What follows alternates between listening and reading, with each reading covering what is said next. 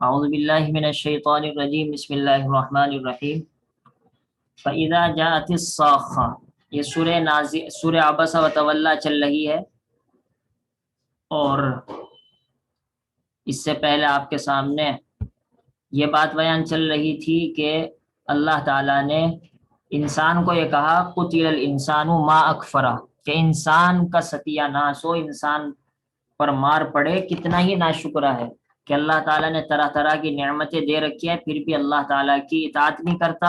اگر کافر ہے تو ایمان قبول نہیں کرتا، اور اگر مسلمان ہے تو نیکی اختیار نہیں کرتا۔ دونوں ناشکرے ہیں، ایک بڑا ناشکرا، ایک چھوٹا ناشکرا۔ اس کے بعد اللہ تعالیٰ نے پھر قیامت کا تذکرہ کیا ہے۔ آپ کو معلوم ہے عما یتساءلون میں بھی قیامت کا بیان ہے، والنازعات میں بھی قیامت کا بیان ہے، عبس و تولی میں بھی قیامت کا بیان ہے۔ آگے چل کر آپ کو معلوم ہو جائے گا اذا الشمس کورت میں بھی قیامت کا بیان ہے، اذا السماء انفطرت میں بھی قیامت کا بیان ہے، ویل للمطففین میں قیامت کا بیان ہے۔ اس کے بعد اذا السماء انشقت آئے گی، اس میں قیامت کا بیان ہے۔ اس کے بعد السماء ذات البروج آئے گی، اس میں بھی ہلکا سا قیامت کا بیان ہے۔ آپ اس سے اندازہ کر سکتے ہیں کہ آخر نعوذ باللہ قرآن کیوں اتنا زور دیتا ہے؟ کیا نعوذ باللہ بے فائدہ؟ یہ میں اس وجہ سے توجہ دلا رہا ہوں کہ آج ہم دنیا کو تو اپنی آنکھوں سے دیکھ رہے ہیں، تو اسے ہمیں بتلانے کی ضرورت نہیں ہے کہ دنیا میں یہ کرو تو یہ کامیابی ملتی ہے۔ سب کچھ دنیا میں ہم اپنی آنکھوں سے دیکھتے ہیں، تو اسے سمجھانے کی کوئی ضرورت نہیں ہے۔ بچہ بھی سمجھتا ہے کہ پیسوں کے ذریعے سے ٹافی آتی ہے، پیسوں کے ذریعے سے کام ہوتا ہے، تو اسے بتلانے کی ضرورت نہیں ہے کہ پیسہ کمانا بیٹا ضروری ہے۔ ہاں، یہ بتانا ضروری ہے کہ مرنے کے بعد مرنا نہیں ہے بلکہ حقیقت میں زندہ ہونا ہے۔ ہماری موت نہیں بلکہ حقیقت میں زندگی ہے۔ وہاں ہم کو کیا کیا حالات پیش آئیں گے اور کیا کیا حالات قرآن نے بیان کیے ہیں اور کس کس حال سے ہم کو گزرنا پڑے گا، یہ ہے اصل ایمان۔ تبھی تو میں بار بار کہتا ہوں کہ آخرت تو بنیاد ہے اسلام کی اور دوسرے مذہبوں کی۔ اور یہ آپ اگر غور کریں گے قرآن کریم میں، خاص طور سے 30ویں پارے میں اور 29ویں پارے میں، تو اتنا قیامت کو بیان کیا گیا ہے، جنت کو، جہنم کو، قیامت کی حالتوں کو، کافروں کو، مسلمانوں کو، کہ ہر صورت اور ہر صفحے پر قیامت کا بیان ہے۔ خیر، تو پہلے اللہ تعالیٰ نے فرمایا قیامت آئے گی، لیکن پچھلی سورہ نازعات میں قیامت کو بیان کیا تھا طامہ کہتے ہیں اس چوٹ کو جو لوہے پر لوہے مارنے سے جو چوٹ پڑتی ہے، اس کو طامہ کہتے ہیں۔ بعض علماء نے تو یہ لکھا ہے، اور جو میں نے ترجمہ کیا تھا علامہ آلوسی نے، ایک بڑی مصیبت، بڑا ہنگامہ، اس کو طامہ کہتے ہیں۔ قیامت کو اللہ تعالیٰ نے بہت کئی الفاظ سے بیان، کہیں پر الحاقہ سے بیان کیا، کہیں پر الصاخہ، کہیں پر الطامہ، کہیں پر راجفہ، کہیں پر رادفہ، کہیں پر زلزال۔ تو یہ اس وجہ سے ہے کہ آگے قیامت کی ہولناکی بیٹھے کہ ایک وہ اتنی مصیبت برپا ہوگی کہ اسی میں کان بھی پھٹ جائیں گے، اسی میں دل بھی پھٹ جائیں گے، اسی میں دل بھی لرز جائیں گے، اسی کی وجہ سے زمین میں بھی زلزلہ آئے گا، اسی کی وجہ سے آسمان بھی پھٹیں گے، اسی کی وجہ سے زمین بھی پھٹ جائے گی، اسی کی وجہ سے پہاڑ بھی اپنی جگہ سے اٹھ کر کلیحن المنفوش ہوا میں روئی کی طرح اڑنے لگیں گے۔ یہ سب حقیقت ہے، الحاقہ، مذاق نہیں، کھیل نہیں ہے، توجہ دینے کی ضرورت ہے۔ اب اللہ تعالیٰ نے اس قیامت کو بیان کیا، یوم یفر المرء من اخیہ۔ ہم چند باتیں بیان کرتے ہیں۔ نمبر 1، انسان اپنے بھائی سے ہی بھاگ جائے گا۔ آج وہ بھائی جو ایک گھر میں رہتا ہے اور ایک ماں کا دودھ پیا ہے، ایک باپ سے پیدا ہوئے ہیں، کھانا ساتھ کھایا ہے، کتنے ہی سالوں تک گھر میں ایک ساتھ رہے ہیں، لیکن قیامت کے دن ایسی ہولناکی پیش آئے گی اور انسان پر ایسی مصیبت آئے گی کہ وہ اپنے بھائی کو بھی پہچاننے سے انکار کر دے گا۔ اگر وہ اس سے نیکی مانگے گا تو کہے گا مجھے کیا معلوم تو کون ہے، مجھے تو اپنی پڑی ہوئی ہے۔ اسی وجہ سے آپ صلی اللہ تعالی علیہ وسلم نے ایک مرتبہ حدیث شریف سنائی،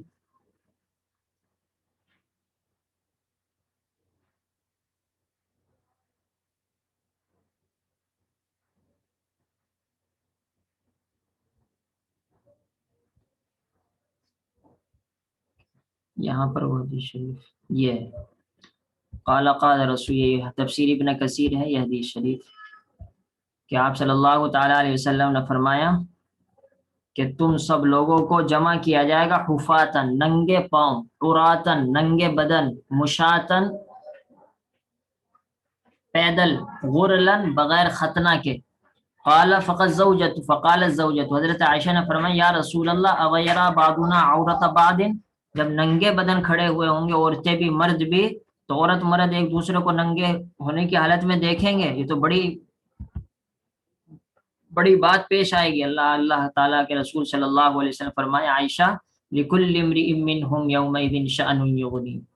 یہ مجھے آگے نقل کرنی تھی حدیث، لیکن اس وجہ سے پہلے نقل کر دی تاکہ ان کو ہم اچھی طریقے سے سمجھ لیں کہ ہر آدمی کو اپنی اپنی پڑی ہوئی ہوں گی. ما اشغلہ عن النظر، دیکھنے کا تو ان کو موقع ہی نہیں ملے گا، کہاں اتنی فرصت ہوگی کہ آدمی ایک دوسرے کو دیکھ سکے. اب ذرا خاص طور سے نوجوان مرد ہیں، نوجوان عورتیں ہیں، اس سے اندازہ لگا سکتے ہیں کہ ایک ننگا مرد کھڑا ہوا ہے، ننگی عورت کھڑی ہوئی ہے، ہر آدمی دیکھنے کی کوشش کرے گا دنیا میں اگر یہ منظر سامنے آ جائے. لیکن قیامت پر ایسی مصیبت چھا رہی ہوگی قیامت کے دن، اور ایسی ہولناکی چھا رہی ہوگی کہ انسان برابر میں کھڑی ہونے والی عورت کو نہیں دیکھ پائے گا. اور جس نے یہاں پر کنٹرول کیا ہوگا، اس خوف کو اپنے اوپر یہاں اتار لیا ہوگا، پھر تو وہ وہاں کے عیش میں ہوگا کہ اللہ تعالیٰ یوم لا ظل الا ظلہ اپنے عرش کا سایہ نصیب فرمائیں گے. ایک وہ نوجوان بھی ہوگا رجل دعا امرأته ذات حسب وجمال فقال انی اخاف اللہ. مسلم شریف میں ہے کہ 6 آدمیوں کو، 7 آدمیوں کو قیامت کا سایہ نصیب ہوگا. ان میں سے ایک وہ نوجوان بھی ہوگا جس کو کسی عورت نے دعوت دی ہو، وہ عورت خوبصورت بھی ہے، وہ عورت خاندان کے اعتبار سے بڑی بھی ہے اور گناہ کی دعوت دی ہے، لیکن وہ کہتا ہے انی اخاف اللہ، مجھے تو اللہ سے ڈر لگتا ہے. تو اللہ تعالیٰ اس کی پاک دامنی پر اتنے خوش ہوتے ہیں کہ اس کو خاص اپنے عرش کے سائے میں قیامت کے دن جگہ عطا فرمائیں گے، جبکہ دوسرے لوگوں کی یہ حالت ہوگی کہ جو پانی کو پسینے میں شرابور ہوں گے. تو میں اس وجہ سے یہ بتلا رہا ہوں کہ اس قیامت کے خوف کو اگر یہاں اوڑھ لیا گیا تو وہاں سکون ملے گا، اور اگر یہاں اس قیامت کے خوف کو اپنے اوپر اوڑھا نہ گیا، اپنے اوپر لاگو نہ کیا گیا، تو وہاں پھر یہ حالت بنے گی. تو جس دن انسان اپنے بھائی سے بھاگے گا، اور وہ بتلایا تھا یہ پھر ڈر کر بھاگے گا، وحشت کے ساتھ، بیگانہ ہو کر، یہ نہیں کہ دونوں دوڑ لگائیں گے. وہ امی، اپنی ماں سے، وہ ماں جس کی وجہ سے انسان آدمی جان دینے کے لیے تیار ہے اپنی، اور حقیقت میں ماں ایسی ہی چیز ہے کہ اس کے لیے جان دے دی جائے، لیکن اللہ تعالیٰ فرمانے اس دن ماں سے بھی بھاگ جاؤ گے تم، ایسی ہولناکی پیش آئے گی. وہ ابھی، وہ باپ جس کی وجہ سے آدمی جان دے اور حقیقتاً دینی چاہیے، لیکن قیامت کے دن اس باپ سے بھی آدمی بیگانہ ہو جائے گا. وصاحبتہ وبنی، اور اس کی بیوی جس کے لیے آدمی ساری زندگی انتھک محنت کرتا ہے اور رات دن اس کے لیے گزار دیتا ہے، اس کی چاہتوں کو پورا کرنے کے لیے، دنیا میں اس سے غافل ایک لمحے کے لیے بھی نہیں ہونا چاہتا، لیکن آج وہ بیوی اگر یہ کہے گی مجھے بچا لو، وہ کہے گا میں تجھے جانتا بھی نہیں، تو ہے کون. وبنی، اور اپنے بچے جو انسان کے جسم سے پیدا ہوئے ہیں، وہ ماں جس سے یہ بچے پیدا ہوئے ہیں، ماں اپنے بچوں کو دنیا میں بھوکا رہتے ہوئے نہیں دیکھ سکتی، روتا ہوا نہیں دیکھ سکتی، چوٹ لگتے ہوئے نہیں دیکھ سکتی، لیکن آج وہ ماں اور وہ باپ اپنی اولاد کو رخصت کر دیں گے کہ ٹھیک ہے تو جہنم میں جاتا ہو تو جائے، اللہ مجھے بچا لے، مجھے جنت میں داخل فرما دے. اس موقع پر امام ابن کثیر نے وہی حدیث شریف نقل کیا ہے جو کہ مشہور ہے، کہ حدیث شریف میں آتا ہے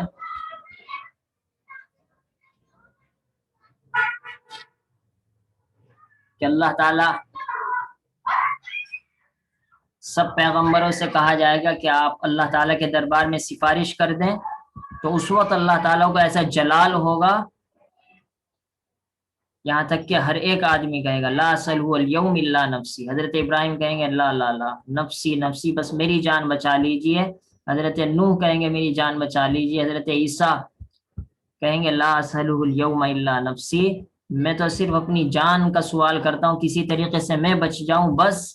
لا اسألہ مریم التی ولدتنی، میں اس مریم کا بھی سوال نہیں کرتا اللہ تعالیٰ آپ سے جس نے مجھے جنا ہے، جس نے مجھے پیدا کیا ہے، آج مجھے بچا لے. تو لکل امرئ منہم یومئذ شأن یغنی کی ہیبت ایسی طاری ہوگی بعض موقعوں پر تو کہ نبی بھی ہاتھ کھڑے کر دیں گے.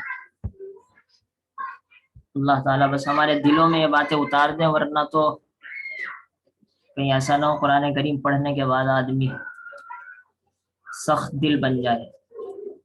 لِكُلِّ امْرِئٍ مِّنْهُمْ يَوْمَئِذٍ شَأْنٌ يُغْنِيهِ. خلاصہ یہ ہے کہ ہر آدمی کو اپنی اپنی پڑی ہوئی ہوگی جو دوسرے سے لاپرواہ کر رہی ہوگی.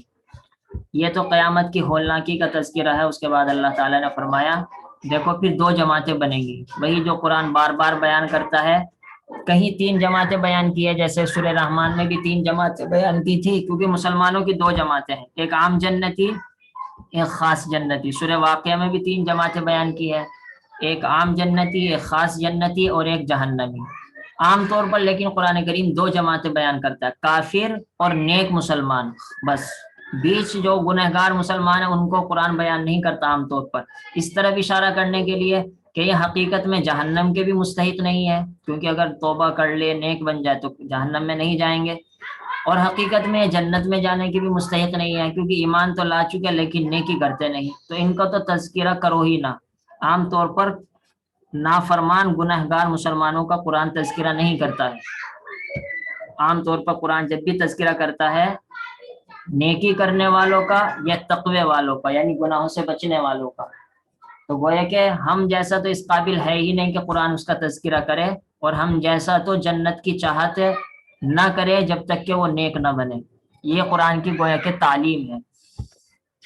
خیر اصل جو جنتی ہیں ان کا تذکرہ اللہ نے دو آیتوں میں کیا کہ چہرے ہوں گے. اللہ تعالیٰ نے چہروں کا تذکرہ کیا ہے، کیونکہ جس کا چہرہ چمک رہا ہو، روشن ہو، رونق ہو، اور کشمیری ہمارے دیار میں کہتے ہیں کہ کشمیری چہرہ ہو تو اس کے لیے تو ساری پریشانیاں ختم. کیونکہ جو آدمی مصیبتوں میں ہوتا ہے اس کے چہرے پر تو 2:30 بج رہے ہوتے ہیں. تو جب چہرہ چمک بھی رہا ہے، ہنس بھی رہا ہے، مسکرا بھی رہا ہے، دانت بھی مزے لے رہا ہے، تو اس کا مطلب ہے ہر طرح کی عیش میں ہے. اور اس کے علاوہ پھر اللہ تعالیٰ نے کافروں کا تذکرہ کیا. یہ کافر مراد ہے یہاں پر. وجوہ یومئذ علیہا غبرہ، کہ کافروں کے چہرے تو ایسے ہوں گے 2:30 بج رہے ہوں گے، سیاہی چھا رہی ہوگی، کالا پن چھا رہا ہوگا، خاک پڑی ہوگی، گرد و غبار پڑا ہوا ہوگا، ایسا جیسا کہ مٹی میں لت پت ہو کر آیا ہو. ترحقھا قطرہ، ظلمت، سیاہی، کالا پن اس کے چہرے پر چھایا ہوا ہوگا. یہی فلمی ایکٹر جو آج جن کو ہم ہیرو مانتے ہیں اگر کافر ہیں تو ان کی یہ حالت ہوگی. اور اللہ محفوظ فرمائے جو مسلمان ہیں وہ بھی ایسے ہی ہیں، نام کے مسلمان ہوتے ہیں. ہم کسی کو کہتے تو نہیں ہے، لیکن صرف اس وجہ سے کہہ رہا ہوں کہ جن کو ہم نے ہیرو بنایا ہے، کرکٹر جن کو ہم نے ہیرو بنا رکھا ہے، فلمی ایکٹر، گانا گانے والے، ان کی یہ حالت ہونے والی ہے. تو یہ ہمارے ہیرو بننے چاہیے یا زیرو بننے چاہیے؟ مسلمان کتنا گر چکا ہے، کتنا گر چکا ہے. جو بے حیا لڑکی آزاد ہو کر پھر رہی ہو اسی کو سب پسند کرتے ہیں. جو لڑکا بے شرم ہو کر برسر عام لڑکیوں کو پریشان کرتا ہو اور اس کی حیا اور پاک دامنی سب ننگی ہو چکی ہو، اس نوجوان کو لوگ پسند کرتے ہیں. وہ ہمارا ہیرو بن گیا ہے. نعوذ باللہ من ذالک. کیا انسان کا اسلام ایمان گر چکا ہے بالکل. یہ جس کے اوپر کالی سیاہی چھانے والی ہو وہ ہم پسند کر سکتے ہیں، ان لوگوں کو، ان کو ہم عزت کی نگاہ سے دیکھ سکتے ہیں. اولئک هم الکفرۃ الفجر، یہی لوگ ہیں کافر، یہی لوگ ہیں فاجر. فاجر سے ہم کو یہ نہ کہنا چاہیے کہ یہاں پر مسلمان گناہ گاروں کی یہ حالت ہوگی، یہ مناسب نہیں ہے. کیونکہ کافر گناہ گار بھی ہوتے ہیں اور کافر بھی ہوتے ہیں. اس وجہ سے اللہ تعالیٰ نے 2 لفظ استعمال کیے کہ عقیدے میں بھی کافر ہیں اور عمل کے اعتبار سے بھی فاجر ہیں. لیکن یہ کہنا کہ گناہ گار مسلمانوں کی یہی حالت ہوگی، یہ کہنا مناسب نہیں ہے، یہ تفسیر کرنا صحیح نہیں ہے. لہذا اسی تفسیر کرنے سے بچنا چاہیے. بعض مرتبہ ایسی تفسیر کرنے سے نعوذ باللہ گناہ ملتا ہے. یہ نہیں کہ سمجھانے کی وجہ سے آدمی قرآن کا مطلب بدلنا شروع کر دے اور حدیث شریف کے مطلب الٹے سیدھے بیان کرنے شروع کر دے. سمجھانے کا فائدہ تو ہو یا نہ ہو، آدمی کو قرآن اور حدیث کے غلط مطلب بیان کرنے کا گناہ ضرور مل جاتا ہے. اس وجہ سے اتنا مبالغہ اور اتنا زیادہ اپنے اوپر دوسرے کو دعوت دینے کا شوق نہ چڑھانا چاہیے کہ آدمی قرآن اور حدیث کو بدلنا شروع کر دے. اللہ تعالی ہماری حفاظت فرمائے اور صحیح قرآن کو اور حدیث شریف کو، شریعت کو دوسروں تک پہنچانے کی توفیق عطا فرمائے. سبحان اللہ وبحمدہ، سبحانک اللہم وبحمدک، نشہد ان لا الہ الا انت، نستغفرک ونتوب الیک. سبحان ربک رب العزة عما یصفون وسلام علی المرسلین والحمد للہ رب العالمین. اللهم صل علی سیدنا مولانا محمد وعلی آل سیدنا محمد وبارک وسلم. السلام علیکم.